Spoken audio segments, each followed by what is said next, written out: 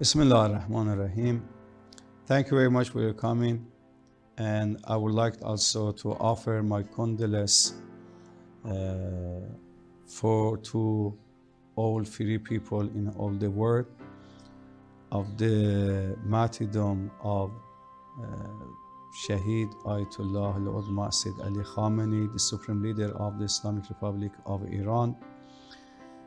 And this is the very big loss, and we became offer, and we hope that we will win in this situation. Regarding to your question, actually the situation in Iran is very, very, very good, with high ambition, and the people of Iran are united after attack to our country, and especially when the people heard the martyrdom of Ayatollah Khamenei, they came out, and till that day up to now, never they go back to their houses, even midnight, on the snow, on the raining, they are in the street, and they support Iranian government, they support Iranian army, they support Iranian military, and they are looking for victory in this war. But sir, if you listen to the comments by the US leadership and Israelis and the media narrative, they are saying that there is a very popular sentiment against the regime. They want a regime change, and in fact they have urged the people of Iran to change regime, and they said this is the best opportunity. How do you react to that, sir? Actually, we are facing two wars. The first war, which is very heavy and is big war, is narrative war. And the second war is military war. We can handle our military war against America and Israel, but there is another war which is very biggest than this first one, and the second major war is narrative war. In narrative war, they fabricate a lot of fake news which is not true, which is not correct. And they say the people of Iran wants the regime change. Okay, who are the people of Iran? The people of Iran are living in Iran. Not, for instance, 2,000, 3,000, 4,000, or 10,000 Iranians who are living out of Iran, and they are against the Islamic Republic of Iran. But during the last times when they said that the regime changed and they wanted to do something against Iran, more than 5 million people just only in Tehran came out and declared that they are supporting Islamic Republic of Iran. Now at the moment, in this situation and in these circumstances, all Iranians have come out and they show their sympathy, their solidarity, and also their support to the government. Never, ever Iranian wanted regime change. But unfortunately, they closed their eyes and to the reality, and just they look for some people who are living out of Iran, and no one observed them anything, and they will not account it. So sir, are you saying that the current regime is very much in command and there is no such sentiment in your country? Of course. Please, if you want to know the position of the regime in the heart of Iranians, you have to see it in the rally of Iranians when they come out for 22nd of Bahman, which is day of victory of Iran or National Day. And also you can look at the when they came out after the martyrdom of General Soleimani, how they came out, and you could see them. They are Iranian. They are not from outside. They are not from our neighbors. They are exactly Iranian, and they came out and they showed their sympathy and support to the government. Sir, another criticism which Iran is facing right now is from the neighbors. Like, why is Iran targeting Bahrain? Why is Iran targeting UAE? Why is Iran targeting Qatar? Yeah. Why is that happening, sir? Actually, it's a very good question. You raise it, and thank you very much for this question. Iran, during the last hundreds years, never attacks any neighbors and always wants to have good relationship with its neighbors. And actually, in our relationship with our neighbors, it was very, very, very good. And never, ever we attacked our neighbors. But there is something which we have to know it. America is far from Iran by thousands of kilometers. America is not our neighbor. America is not in this region. But America, even Israel, use some bases from this our neighbor's country, especially in Persian Gulf. They use these bases and attack Iran. This bases actually is American bases, is not for our neighbors, is not for Arab countries. We don't have any other option. If we want to defend ourselves, what we can do? We have to attack these American bases, and we inform Arab countries, our friends, our good neighbors, that we are not going to attack you. We respect all conditions or borders, but we don't have any options. We have to defend ourselves. If we keep quiet, we sit silent, America from its bases attacks us day and night, 24/7 hours. Attack on oil refineries and LNGs. We have seen that on Aramco. Why is those attacks happening? Why are those attacks happening? Actually, Aramco, I'm not sure it was attacked by Iran, but this also refinery was attacked because they were supporting American aircraft. So, sir, these attacks you are saying that are going to continue, they are not going to stop? While they are attacking us and bombing our civilians, we have to defend ourselves. We say that we didn't started the war. Never we started this war. They started the war, and they are who have to stop the war, and we stop it. So, is there any off-ramp? Like, now, will there be any off-ramps? Will there be any negotiation? Will there be any room for de-escalation? Because, you know, it can be a major crisis not only for Iran, but for the region itself. We are already seeing a lot of hundreds of people are stranded on the airports. We are saying, yes. We are also hearing that Iran is going to now close the Strait of Hormuz, yes. which is a major supply chain, oil supply chain for India also, sir. Yes. So how is going forward? Please, let's go back a little for last week. Iran started negotiating with America through Oman. And they were on the table. They were negotiating for reaching to conclusion. Even the last day, the Minister of Foreign Affairs of Oman said, thank to God, provided us very good opportunity. We had a lot of achievement. We had a lot of progress in negotiation and discussion.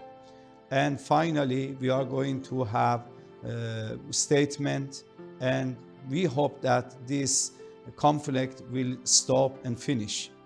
But after that, America and Israel attack us.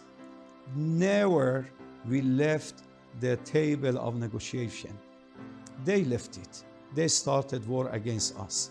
In the conflicts and crises, there is no security. There is no peace for everyone. So everyone engaged by that. I want to point to the second issue, which is the aim of America is not Iran. but wants to attack the regime. After Iran, it will come to another countries. It has been known that according to investigations, in the near future, they will be shift of power to some other countries. And in the near future, the most powerful countries in the world will be India, China, Russia, and America as well. So America doesn't want to have any partner, doesn't want to be India, the powerful country, doesn't want China to be powerful country. Because of that, they create a lot of wars to stop this ongoing in the future. And we are ready, we are ready to stop the war. We are ready for negotiating, but the negotiating should be with the dignity, not dictating something against Iran. We are defending ourselves. We are looking for our right and nothing else. Sir, this is a big statement you're making. You're saying that you're ready for negotiations because Iran, I think, has not officially said this. No, in this circumstance, no one is ready for negotiation. Attacking us and we negotiate it? No. But if they stop the war and they have to give us the guarantee they are not going to attack us again, and also to remove the sanction against Iran, why we are not ready for negotiation? We are looking for the peace. So what do you think, sir, how long this is going to carry on? Actually, we hope that immediately and at this second, the war stops. But this is not in our hand. This is in hand of America and Zionist regime. They started, they have to stop it. Sir, but they are saying that their objective is to, totally demolish the military capabilities, to demolish the missiles which Iran is making, to demolish and to finish the nuclear program which Iran is having. What do you make of these statements? Actually, during the 12 days war with America, several times President Trump announced that they demolish nuclear powers of Iran, and he said completely we demolish it. Why they want to demolish it? If it was demolished, it was damaged and finished completely, why they want to attack again? This is something is not understanding and is not reasonable. What they want? If they want to demolish nuclear power of Iran, several times Iranian officials announced that we are not going to have nuclear weapons, because based on the statement and fatwa of Supreme Leader of Iran, it is haram, it is forbidden, and we cannot have it. And we are not looking for that one. We don't want it. Several times, hundreds times, 1,000 times, it has been mentioned by Iranian officials, by Supreme Leader, by President, by Minister of Foreign Affairs, but they are not accepting. They want to get another excuse and attack Iran. But sir, IAEA chief has said that situation is alarming. Anything can happen. So IAEA also has some kind of suspicion that Iran is building nuclear arsenal. Actually, never. He said, even yesterday he announced Iran never has nuclear weapons. He announced it. And even before that, also several times he announced it that Iran doesn't have an intention to have nuclear weapons. He announced it several times, but sometimes under the pressure of these countries, he mentioned something which you can translate it in different ways. But sir, are you not worried that if you block this Strait of Hormuz, and it's a big supply chain for the world, for the fuel to come to India, to come to other countries. this is going to, really kind of damage the economy right now. Actually, Is there any reach out from other countries to Iran to open the, to not to get into this? never Iran wants to bring difficulties and problems and suffering to any countries. We know that. But the other countries also, they have to know. They should they have to say to America, to Israel regime, that they have to stop the war. They should not encourage them. They have to say this war is not in the benefit of anyone. The countries, they can stop America for attacking us. They have to condemn American attacks. Otherwise, what we have to do? So they also allege that Iranian regime and Iran military has supported terrorist organizations, and they have used those terrorists against the interests of Israel and against the interests of America. How do you respond to these allegations? Actually, Iran never ever supported any terrorist organizations. Never supported any terrorist organizations. Yes, spirituality, Iran supported some organization in Lebanon for defending themselves, not defending Iran, not defending any other.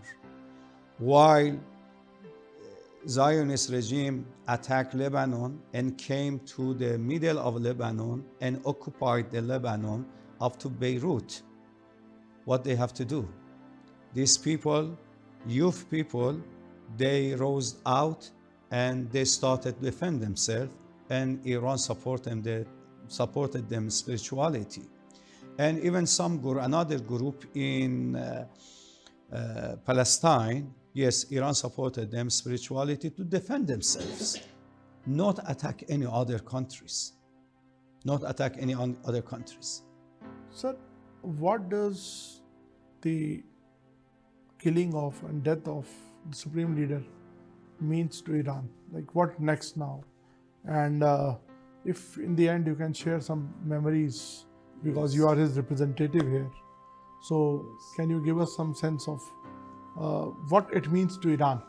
Actually, our supreme leaders wasn't just as an ordinary leader.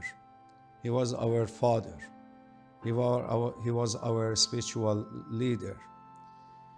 He was our marja in our religion. Marja means authentic, which we rely on him. He is not only for Iranians. There are millions of Muslims who loves him. Millions of Muslims support him and they follow him. He was our everything, and his martyrdom is very big loss for everyone. I met a lot of people here, and I saw in film and in photos that they are crying very hardly, very hard. They cry very hard. So actually, he was a very pious man. In relationship with God, every night, 2 or 3 hours before Fajr, which we call it Adhan, he was woke up and reciting the verses of the Holy Quran and mentioning a lot of zikrs and dua. Every week he was reading the Holy Quran completely, and he was also very, I can say this, the best book readers. More than 1,000 volumes of novels he read it. And I think a lot about India also he used. Yes, and he loved India too much, which unimaginable. Whenever I met him or he met anyone related to India, he was sending his salam to Indian. He knows Indians scholars by their name, whether Muslim or not Muslim, doesn't matter. He was saying we have mutual civilization with India. And he loves India too much.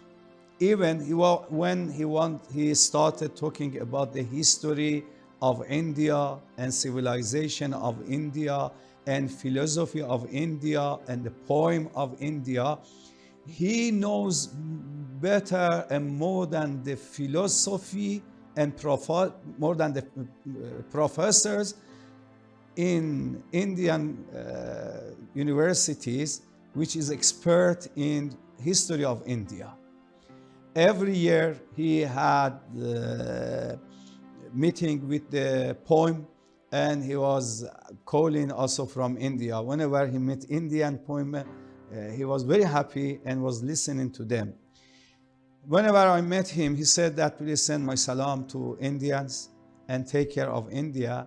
Do you know, just only a few, maybe less than 5 countries he appointed his representative. This depends on his love to that country. Which all the countries other than India? Other in Iraq and in Iraq and in Syria he was, and also here in India and in Lebanon. Yes. Thank you so much, sir. You spared time to... Yes, I would like to also mention about him something which I mentioned before. I said that we are in narrative war, which is, there are a lot of fake news. They were saying that Ayatollah Khamenei is out of his house, his office, out of the city Tehran capital, and he lives in basement or in some very safe place. But when he martyred and he was killed, everyone and the world knows that he was in his office in the early morning with his family, with his grandchildren, with his daughter-in-law. This showed that there were a lot of fabricated news. They were saying that he took a lot of money and he went to Russia. All of this was wrong and false. I remember I asked his security, why you are not providing security for him? Why you are not asking him to go out? Why do you allow him to stay here? They said, because he's not accepting. We asked him several times to move him from Tehran capital to another city. He said, if you can provide this opportunity for all Iranian to go out from Tehran, okay, I'm ready. And other things. He was very pious. Even he has 4 sons. None of them has house. They are living in the rented house. Really, they are living in the rented house. Why? He was in the power of Iran. 2 terms he was president of Iran, but he has nothing. Even he has one house, very small house, is roughly 100 meters square, which he has did from before Islamic Revolution. Never he bought even 1 meter land.